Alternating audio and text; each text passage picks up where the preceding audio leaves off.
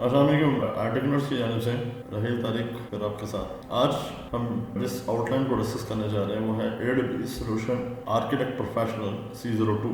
आसान लफ्जों में AWS का जो प्रोफेशनल ट्रैक है ये उसकी कोर्स आउटलाइन। ओके, इसकी भी बेसिकली जो कोर्स आउटलाइन है ये भी AWS ने 4 डिफरेंट डोमेन्स को ऊपर ऐसा डिजाइन कर दिया है। पहले ये डिफरेंट मॉड्यूल्स में था, राउंड अबाउट कोई इसके अंदर पहले कोई 50 के करीब डिफरेंट मॉड्यूल्स थे और 120 के करीब सर्विसेज थी। लेकिन सर्विसेज अभी भी उतनी ही हैं, लेकिन बहुत ज़्यादा सर्विसेज AWS ने इसके अंदर चेंज की हैं। लेकिन इसमें अब मॉड्यूल्स को खत्म करके डोमेन को ऐड कर दी गई। सबसे पहले डोमेन जो इसके अंदर है वो है design solution for organisational complexity. जब भी आपने AWS के अंदर प्रोफेशनल लेवल पे काम करना है, जैसे आसान या सादा ज़बान में हमें कह सकते हैं कि बेसिकली जब हम AWS सोल्यूशन आर्किटेक्ट एसोसिएट को डिस्कस करते हैं तो हम एक बड़े बेसिक लेवल पे काम कर रहे होते हैं, बेसिक सी सर्विसेज को हम डिस्कस करते हैं। लेकिन जब हम प्रोफेशनल लेवल पे बात करते हैं तो प्रोफेशनल लेवल पे आपका जो काम है वो एक सर्विसेज पे नहीं होता या एक सिंगल अकाउंट पे नहीं होता। वहाँ पे एक से ज़्यादा सर्विसेज पे काम कर रहे होते हैं और एक से ज़्यादा मल्टीपल अकाउंट्स पे काम कर रहे हैं। फॉर एग्जांपल एक अकाउंट आपका जो है सिंगापुर में चल रहा है, एक अकाउंट आपका USA में चल रहा है, एक अकाउंट आपका जो है वो UK में चल रहा है, एक अकाउंट आपका जो है वो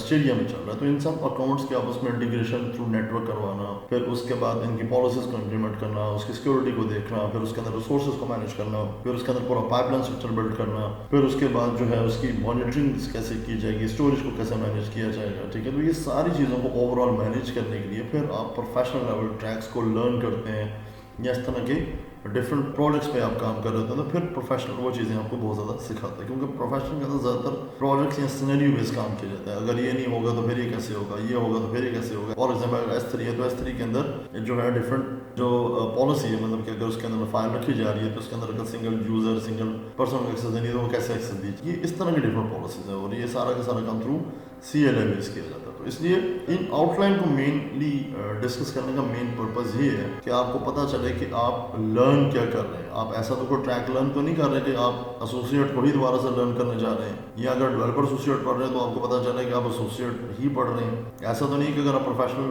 कोर्स लिया हुआ तो पता चले कि आप कोई बिल्कुल बेसिक प्रोडक्शन लेवल AWS पढ़ रहे हैं। इसलिए इन चीज़ों का ख्याल होना बहुत ज़्यादा ज़रूरी है और इन आउटलाइन को यहाँ पे डिटेल में बनाने का मेन मकसद भी यही है। अच्छा, जो चलते हैं design solution for organisation complexity की तरफ। अब इसमें क्या क्या चीज़ें डिस्कस की गई है। सबसे पहली चीज़ तो ये कि ग्लोबल इंफ्रास्ट्रक्चर, जो आपका पूरा AWS का ग्लोबल इंफ्रास्ट्रक्चर है उसे हमने मैनेज कैसे करना है, जिसके अंदर VPC आ जाएगा जी, जिसके अंदर डायरेक्ट कनेक्ट पे बात होगी, जिसके अंदर AWS VPNs पे बात होगी, ठीक है, ट्रांसलेट राउट पे बात हो रही होगी और AWS कंटेनर सर्विसेज। अब इस एक लाइन के अंदर उसने AWS में 5 डिफरेंट सर्विसेज को डिस्कस किया। इसके बाद हाइब्रिड DNS कॉन्सेप्ट्स क्या हैं थ्रू Route 53, उसके रिजॉल्वर कैसे काम करेंगे, यहाँ पे एक ही सर्विस है।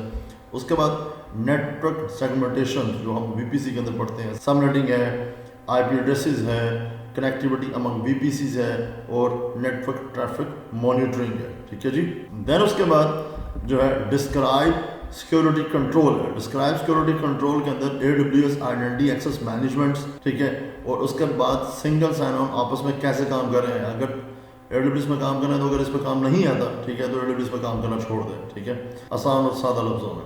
उसके बाद राउट टेबल्स कैसे काम करेंगे, सिक्योरिटी ग्रुप कैसे करेंगे, नेटवर्क ACLs, की management services, certificate managers, cloud trails, identity. उसके बाद analysers, security hub, Amazon inspectors, ये सारे की सारे सर्विसेज डिस्कस कर रहा हूँ। उसके बाद RTO and RPO, standby and multi sites, data backups and restorations. उसके बाद जी बेसिकली जो है design multi account environments, AWS organization control tower. उसके बाद multi account events notifications, AWS resource sharing across environments, determine optimization and visibility.